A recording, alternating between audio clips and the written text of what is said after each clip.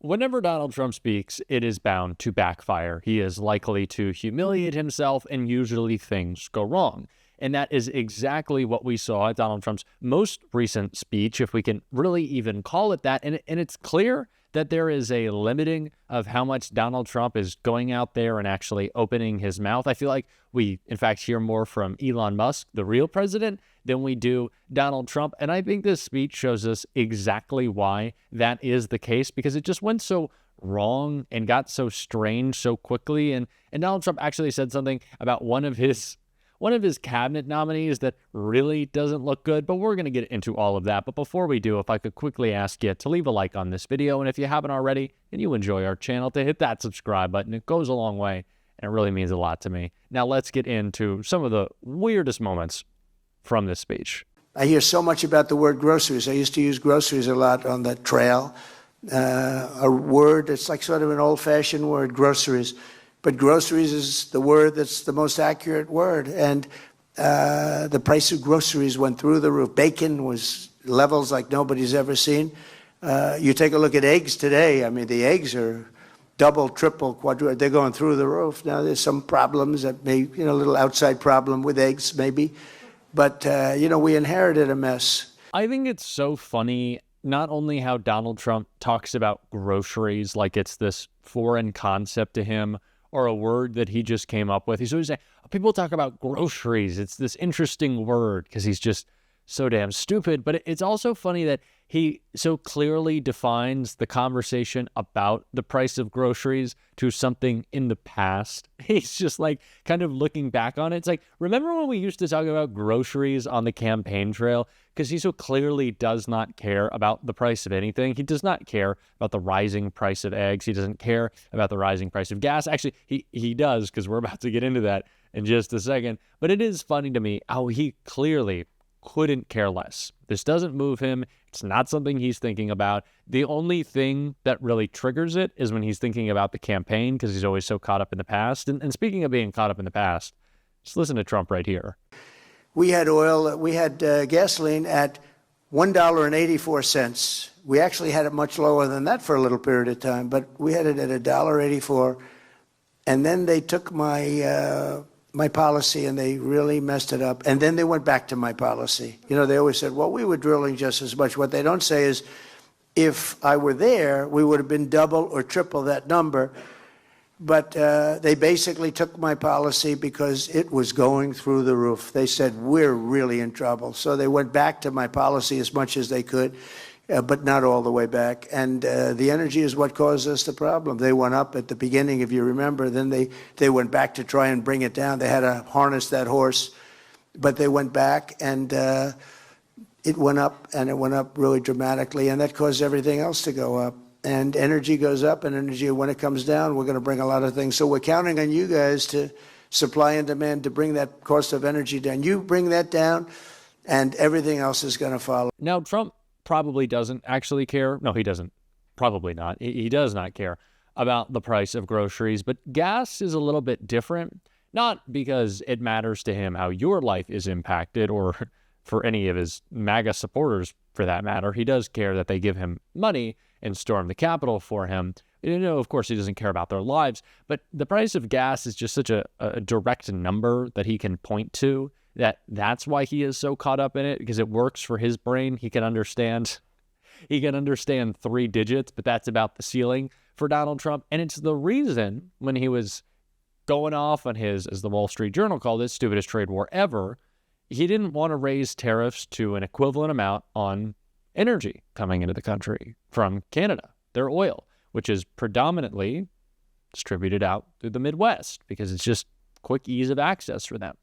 A lot of Trump country out there. And so he lowered the percentage of that tariff. And I kept saying, Donald, why? If you think that the tariffs are so great and, they don't raise prices, why do you care? But clearly he is caught up in understanding that the fact that prices are going up, he's getting embarrassed for it.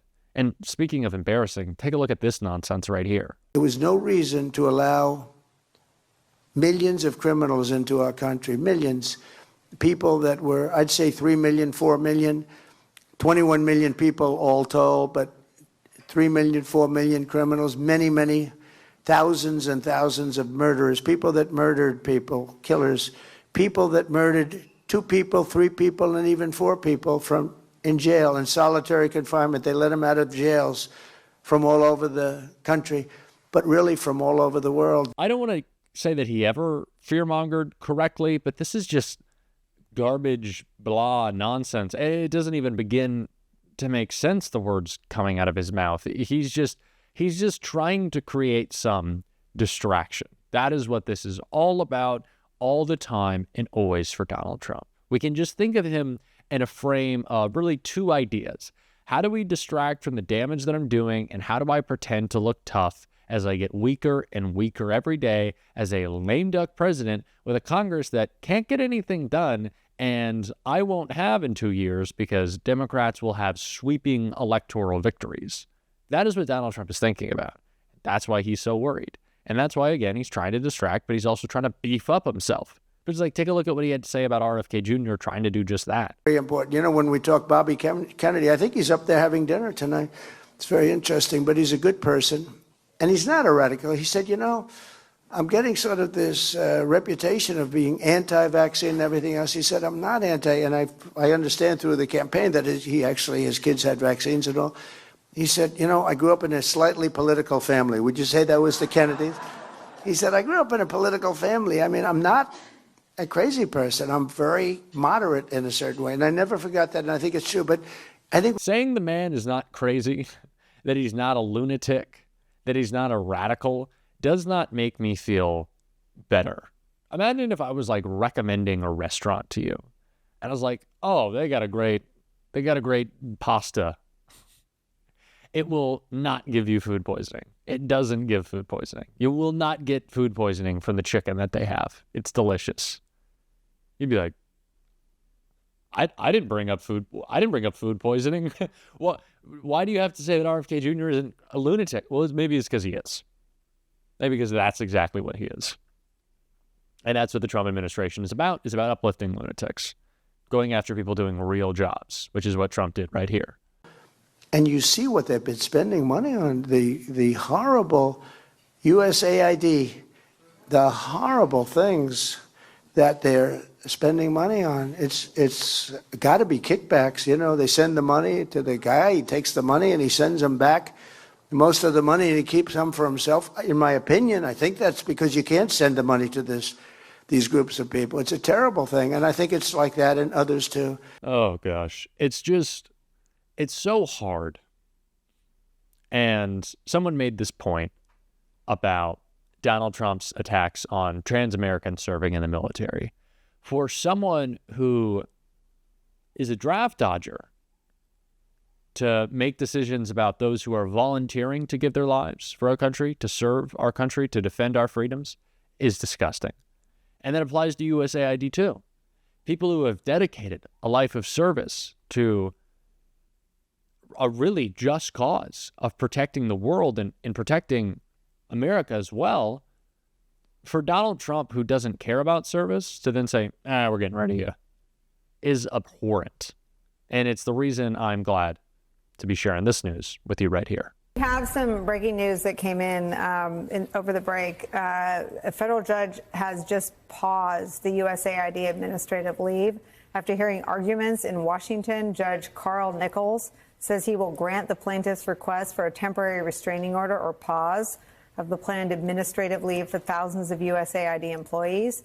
Judge Nichols saying this, quote, I will be entering tonight, sometime between now and midnight, a limited, very limited, temporary restraining order that will be directed at the placement of the 2,200 or 2,700 employees on administrative leave, and then the accelerated removal of people from their countries. So I just want to make sure people understand sort of the legal frame. There's tons of important things to say about the consequences, like why should one care about USAID? I'm not the person really for that. In terms of like legally what's going on is all sorts of problems when you act so precipitously. One, when you have just contractors There's going to, if you just say, oh, wait, by the way, come back, you're not getting any more money. Well, you know, they have contracts. So you may. Like the farmers that provide the wheat or the peanuts. Exactly. So you have Americans who are providing the material. And then you also have vendors. Like, not everyone who works at USAID is an employee. Some of those people are under contract. So all of this could be a huge amount of waste because you've breached those contracts. That's one bucket of problems. The second bucket is the same thing we've been talking about in terms of the Department of Justice and the FBI, which is people have rights. Yes, you can fire people for cause, you can downsize. There are all things you can do, but the reason it takes a while is because people have rights, and if you just say you're gone, it reminds me of the Muslim ban. If you do it precipitously, you end up with the same incompetence that we saw in Trump 1.0. This is not better. The reason you're seeing all of these TROs is because the judges are saying, wait a second, there are hoops you have to jump through. Nicole, you're entitled to be heard before this happens. And so that's like a second bucket before you do this. And then the third is Congress, which is like Congress has the power of the purse. You can't just take that funding and say, you know what? I'd like to spend it on something else. Well, you know whose choice that is? That's Congress's choice. They may not be speaking up, but that is illegal to do that. So you have these three buckets of legal issues where you really have the sense that this administration is, we don't care, what are you going to do about it? And that is why you are seeing for the past week court after court after court. And these are judges, by the way, these judges are not the sort of like, oh, these are Obama judges or Biden judges. You are seeing this across the board because those are judges who believe in and have taken an oath to the rule of law. And that's why you're seeing these, where it ultimately leads, we'll see it. Much of this will end up in the Supreme Court.